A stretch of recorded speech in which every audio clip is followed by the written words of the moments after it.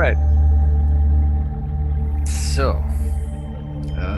here we're going to do a little presentation on, it's a review, so probably people are familiar with this topic, but just in case if you aren't, it's a review for myself too, because I haven't looked at this in quite some time, but I think it's interesting and important. And I saw corroborating information in the Fluidal-Energy's book.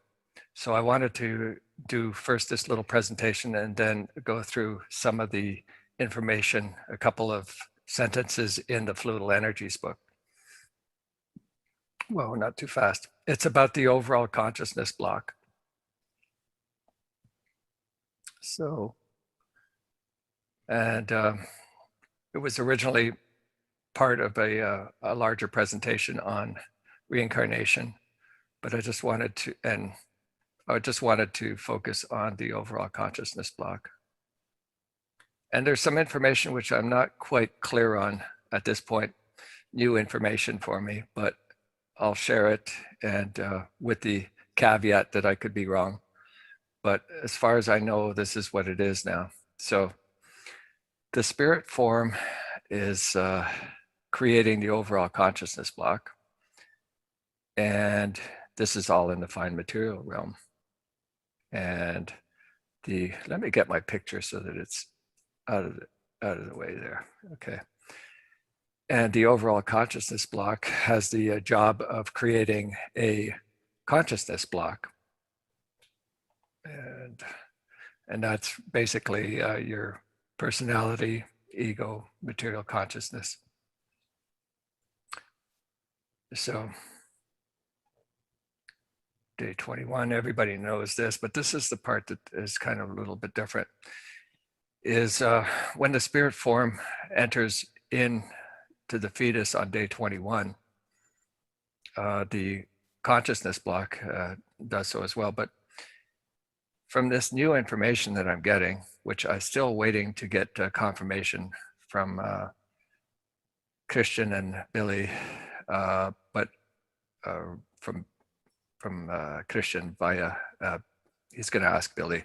So this, but it appears that this is what's happening, is that the overall consciousness block as well as the spirit form enter into the fetus, and kind of makes sense. And of course, the spirit form enters into the superior colliculus, and then it spreads out in a fine filigree throughout the body. This is, if you've seen any of the earlier presentations that I've done on reincarnation, these are the same pictures and pretty much the same information. It is unaffected by the material realm. So if you were to lose your arm, the spirit form is, or the creation energy part piece is unaffected by the physical damage, whereas the psyche would be. Okay. So, and the consciousness block, what is it? Well, we've gone through that. Okay. And through our life experiences, we gather valuable information, stuff that pertains to truth and reality, and the pure information, these are called evolutive values, are transferred to the creation energy part piece. I should change this terminology here. And whereby this spirit form, for simplicity's sake, evolves and becomes more powerful, the more of the wisdom that it attains, and it needs the material consciousness in order to evolve. Okay. But now we'll get into this overall consciousness block, this is the part that I wanted to talk about. So when the brain ceases to function, these things immediately that's when there's actually death. So, you know, as long as the brain is functioning, there is, it could be just a slowed down state. But when it actually ceases to function, that's when I see an error here that this dotted line is covering the arrow. Okay. Anyway, that's when the spirit form and the consciousness block have left the body. That's when the body ceases to function. The death occurs, and but there are, of course, factors that occur with the body. It slowly breaks down. This picture was something that I had thrown in a previous presentation just because I was reading from The Way to Live, and they were talking about how people see the light at the end of the tunnel where they have these near-death experiences. But in fact, the explanation had to do with the reduction of oxygen going to the brain and it affecting the vision, and because the peripheral vision becomes I can't remember exactly, more or less negated, and the most what's in front of you is what is still functioning. And so that's why there is a common experience of these near-death experiences where they appear like they're going through a tunnel.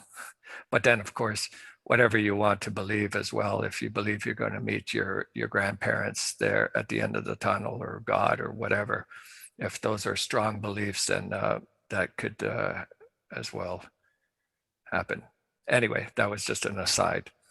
So once the consciousness block leaves and the spirit form and the overall consciousness block all leave the body, well, the overall consciousness block goes to its own particular realm in the fine material realm, and that's its job, is to actually deal with the personality, the consciousness block, and it dissolves it.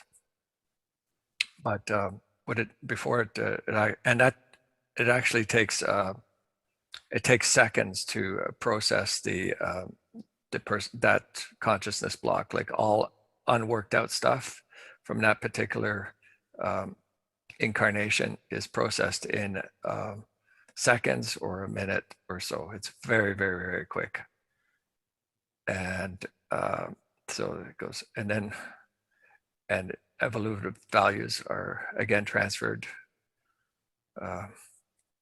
And then what happens is the personality that is stored, that consciousness block, and all the idiosyncrasies and everything is stored in the storage banks of the overall consciousness block. There are other storage banks as well, and that will be maybe another presentation talking about all the different types of storage banks. It's like a redundant storage bank, because we have the planetary storage bank, which also has all the information here. But not only from this personality, but all personalities. So this is the purely individual storage bank for this particular personality, and only. And all this particular creation energy part piece, and all the different incarnations of the different personalities, it's all stored here. And then the personality is dissolved, or the material consciousness block is dissolved, and a new one is built up. Oh, it's changed it to neutral form and then creates a new one. Okay. So that's its job. Now, this is what takes a long time, apparently. It takes many, many years. And if, due to overpopulation, the requirement for a new consciousness block and a spirit form to enter into the fetus, it may be that they are pulled from out of the fine material realm too prematurely, whereby not all of the information has been inputted into the new consciousness block. So the the thing is that the new consciousness block has factors from all of the previous personalities and all of the knowledge from, you know, all the wisdom, knowledge, and all that information from all previous lifetimes is inputted into the subconsciousness of the new personality, the new consciousness block. And if there isn't enough time for this to be fully built up, then you could have a personality that is deficient in areas or has different problems. So the consciousness block, it only incarnates. This guarantees progress. You know, you guys probably all know this. Whereas the spirit form or the creation part piece within the human being, the small little part of creation that's contained within the human being, that reincarnates. It's because it's always the same in all the different personalities. There's a lineage, and it's always going to be the same creation part piece, but different personalities. And then, so here, let's see here. So, okay, so when there is a new incarnation of a personality or consciousness, a material consciousness block, it starts off at the point where the previous personality ended off in its evolution. So you don't start from the very bottom, in other words. So everything, okay, so this is where it gets a little bit difficult to explain sometimes. I have to keep the thoughts clear, but basically what is inputted into the subconsciousness of this consciousness block or this new personality is the essences of consciousness forms. So what does that mean? That means that not everything from all personalities is inputted into the subconsciousness, but just the essences are incorporated into the subconsciousness. So the essences are the highest achieved level of particular consciousness forms. So it's the quintessence of the consciousness form. So let's see, what is a consciousness form?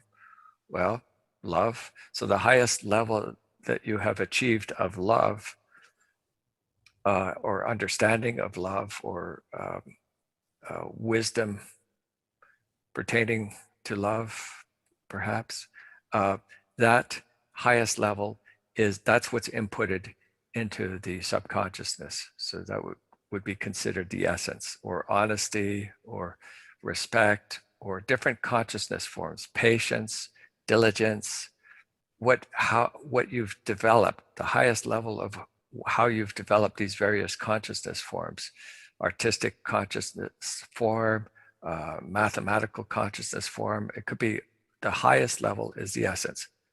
And so for one person, they may have developed, let's say, various levels of these particular things. And then the overall average of all of the highest levels that you've achieved then become your specific level of evolution. Okay, so these essences are inputted into the material subconsciousness, and that is that. So I'm going to stop this thing here. I'm going to stop